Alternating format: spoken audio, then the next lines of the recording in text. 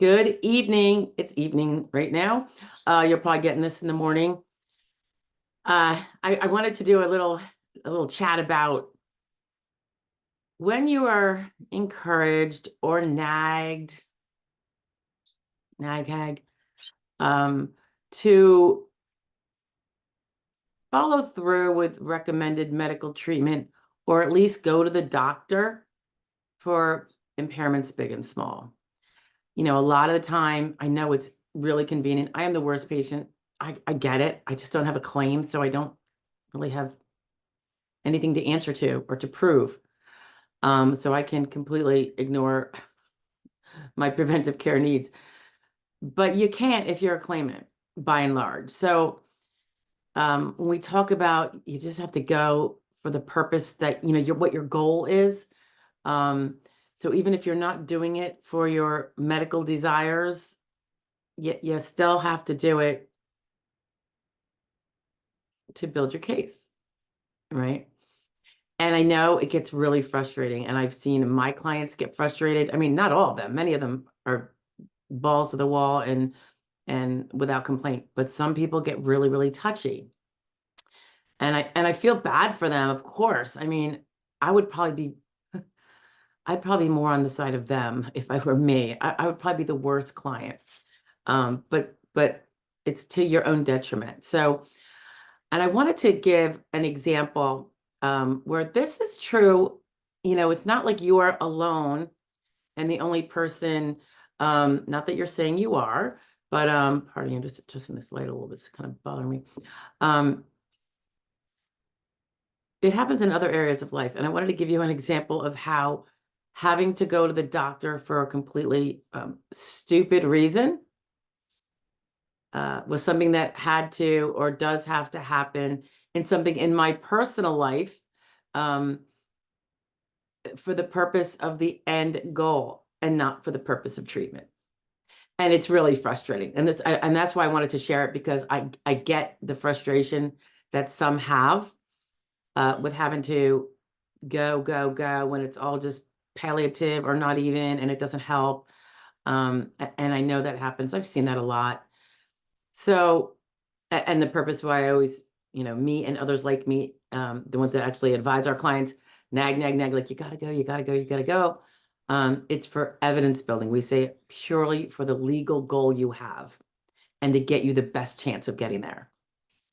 So what happened today? So I have a child who is a teenager, and he probably wouldn't let me chat about this, but has asthma. And occasionally there are flare-ups, particularly with change of seasons and stuff like that. And it just wipes him out. I mean, it's had it since he was a baby. Um, Long-term preventive medicines, plus, you got your rescues and all that, nebulizer. It seems like half the world has asthma. When I grew up, that wasn't the case. I don't know, what's going on. I kind of feel, believe it or not, that something has to do with food, but I don't know. There isn't like they're sharing that with us. And and I know you could say, oh, it must be the dirty air, but I don't know that the air is dirtier. I think it's actually cleaner when they show us those reports. So not sure.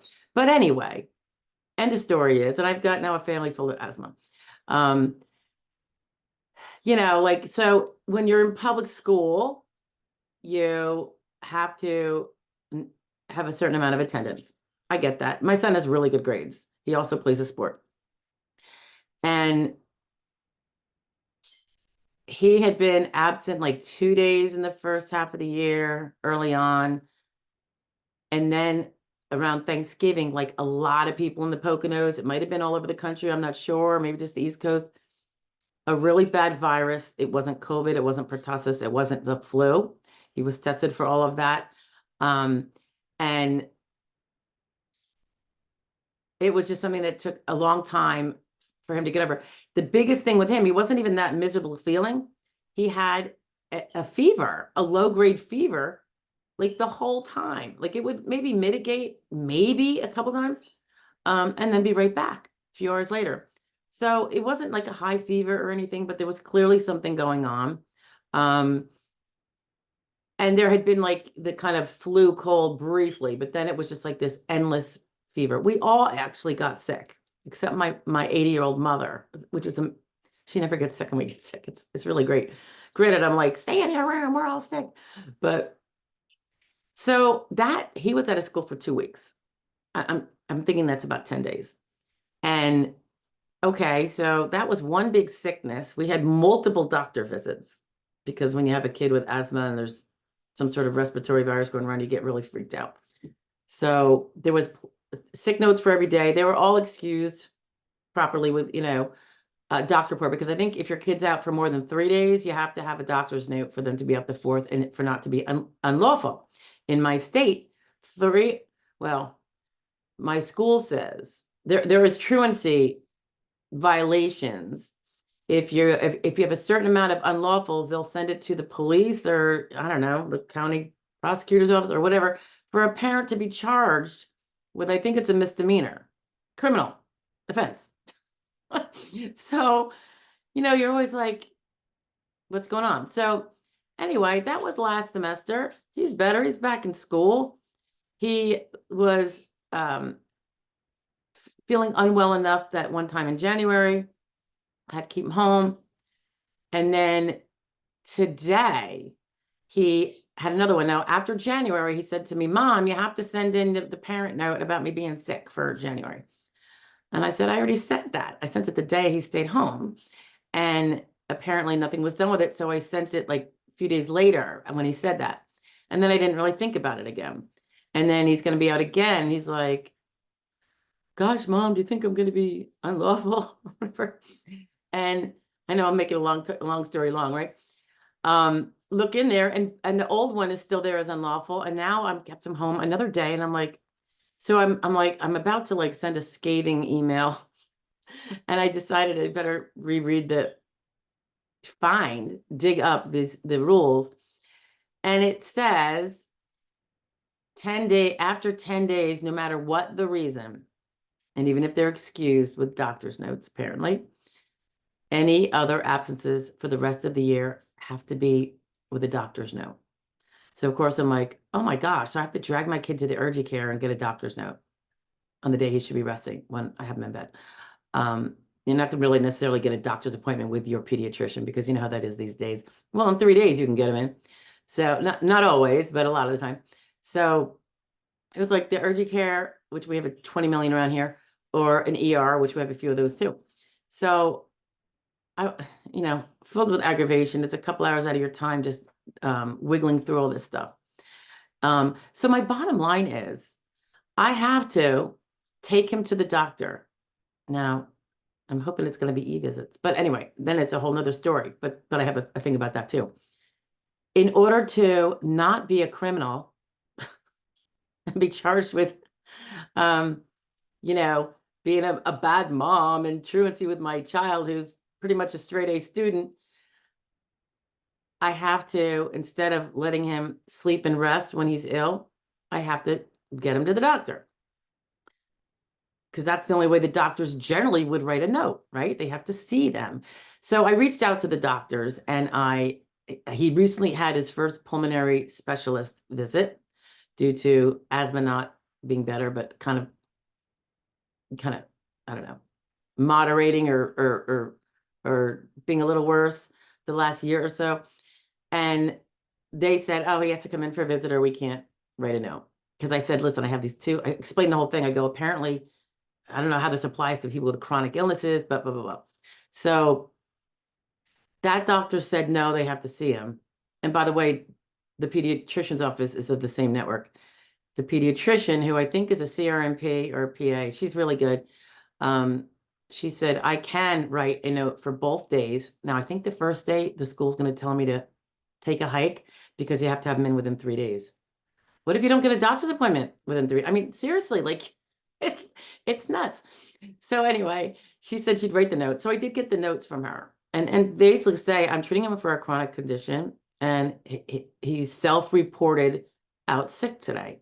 So I guess that's supposedly good enough. We'll see. I would expect it to work for today. They might still nail me with an unlawful for the January being out of school, because that's after that one big illness took out every other opportunity if you're ever going to be sick. But again, driving it home, I have to do this. I have to drag him to the doctor, or they did say, going forward, you'll have to have e-visits. I understand that. Everybody wants their bloody money, which makes me kind of sick, but it's a big network and it's a big corporation, and that's how these things work. I don't like it. I just swim in this sandbox or dig in this sandbox. So, but when it comes to you going to your doctors for the legal purposes you need, I get it. I get it because I've been doing this 20 years and I've heard the same complaints forever. And I do understand it because I'm one of the worst about going to the doctor. I really don't. I'm behind on all of my mandatories for years and years now. I'm just bad. So, and I'm not going to say I'm a busy person. I mean, everyone could say that. Everybody. I just procrastinate and I put that off. That's on me. But and even with the child's, I have to, and he has to, we have to, even if he doesn't need a doctor, he needs to be homesick. You don't always need a doctor when you're homesick. You recover at home. You know what it is. You get a cold, you don't go to the doctor. So this is what they're making us do in order to achieve the legal result of not being a criminal. And of course, if you get truancy, I suspect they're going to send child protective services to your house, right? That's what they do. So we're kind of, got to bend over and take it without the benefit of what. And we have to do it for this purpose because I need to get through this purpose. My kids are only kids once, and I'm going to do what I have to do. You're getting through this case. You only want to have to do it once. As we all know, sometimes you only have one shot, like the current shot, and then you can't file again. So I just want to encourage everybody to try to find it within themselves to be okay with it and just do it. You can vent to me, others that are similarly situated. Everyone's going to understand, but just don't let the frustration of having to do it prevent you from doing it, because it's only going to make the situation worse. And right now you need to get to point B, and then you can relax a little bit, and then it's going to be different. And if you're my client, we talk about that. After you win, do you have to do anything? Yeah, you do, but it might not be the same. Okay. It might be a little less onerous. So I just wanted to share that, it's not just claimants. It's probably everywhere for various things. Probably people in the workplace have to do it after a certain amount of days. I mean, I've worked for myself for 30 years or something like that, 25. I don't really have to write myself a note, but my husband would have to. And most people I know, are W-2 employees, and they would have to too. And it's frustrating, I'm sure. It's being treated like a child. It's a little bit of when it comes to an employer, I think they have full reign and control, and they should. That's their, it's their agreement. But when it comes to school, I was very aggravated by it. And when it comes to you guys, you still have that burden of proving, and it's through the medical evidence. And that is the way you're going to get the strongest medical evidence, is by doing these appointments, even if they don't make you feel better. Okay. Now, there are reasons sometimes you don't have certain treatments. Of course, we have another video on that, but I'm talking about just going, okay, to various providers that address the very different impairments you might have. And don't just go to your PCP. The same would be true where a specialist. Anyway, we have more on that elsewhere, I think, but all right. I feel your pain, kids. Talk to you later. Bye.